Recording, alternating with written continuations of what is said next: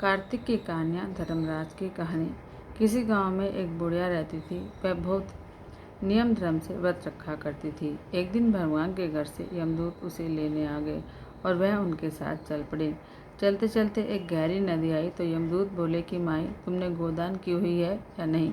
बुढ़िया ने उनकी बात सुनकर मन में श्रद्धा से गाय का ध्यान किया तो वह उनके समक्ष आ गई और बुढ़िया उस गाय की पूंछ पकड़कर नदी पार कर गई। वह यमदूतों के साथ फिर आगे बढ़ी तो काले कुत्ते आ गए। यमदूत फिर बोले, कुत्तों को खाना दिया था क्या। बुढ़िया ने मन में कुत्तों का ध्यान किया तो वे रास्ते से चले गए। अब बुढ़िया फिर से आगे बढ़ने लगी तो रास्ते में कौवे ने उसके सिर में चोंच मारनी शुरू कर दी। तो यमदूत बोले कि ब्राह्मण की बेटी के सिर में तेल लगाया था क्या। बुढ़िया ने ब्राह्मण की बेटी का ध्यान किया तो कौवे ने चोंच मारनी बंद कर दी। कुछ आगे जाने पर बुढ़िया के पैर में कांटे चुभने लगे तो यमदूत बोले कि खड़ाऊँ आदि दान की थी क्या।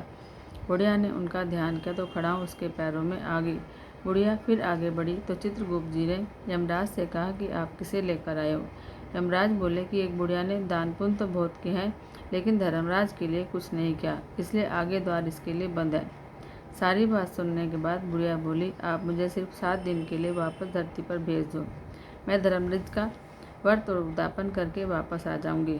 बुढ़िया माई वापस धरती पर अपने गांव आ गई और गांव वालों ने उसे भूतनी समझकर अपने दरवाजे बंद कर दिए। जब वह अपने घर गई तो उसके बेटे बहू भी दरवाजे बंद करके बैठ गए। बुढ़िया ने कहा कि मैं भूतनी नहीं, मैं तो धर्मराज की आज्ञा से वापस धरती पर 7 दिन के लिए आए हूँ। इन 7 दिनों में मैं धर्मराज का व्रत और उद्यापन करूँगी जिससे मुझे परलोक में जगह मिलेगी। बुढ़िया की बातों से आश्वस्त होकर बेटे बहू उसके लिए पूजा की सारी सामग्री इकट्ठी करते हैं, लेकिन जब बुढ़िया कहानी कहती है तब वह हुंकारा नहीं भरते, जिससे बुढ़िया फिर अपनी पड़ोसन को कहानी सुनाती है और वह हुंकारा भरती है। 7 दिन की पूजा व्रत और उद्यापन के बाद धर्मराज जी बुढ़िया को लेने के लिए विमान भेजते हैं। स्वर्ग का विमान देख उसके बेटे बहू के साथ सारे गाँव वाले भी स्वर्ग जाने को तैयार हो गए। बुढ़िया ने कहा कि तुम कहाँ तैयार हो रहे हो, मेरी कहानी तो केवल पड़ोसन ने सुनी है, इसलिए वही साथ जाएगी। सारे गांव वाले बुढ़िया से धर्मराज की कहानी सुनने का आग्रह करने लगे तो वह बुढ़िया उन्हें कहानी सुनाती है।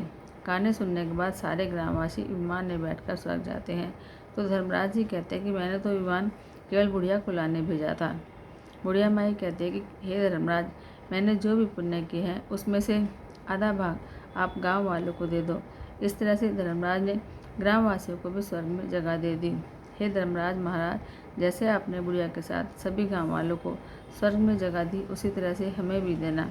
कहानी सुनकर हुंकारा भरने वाले को भी देना और कहानी कहने वाले को भी देना। जय जय श्री राधे।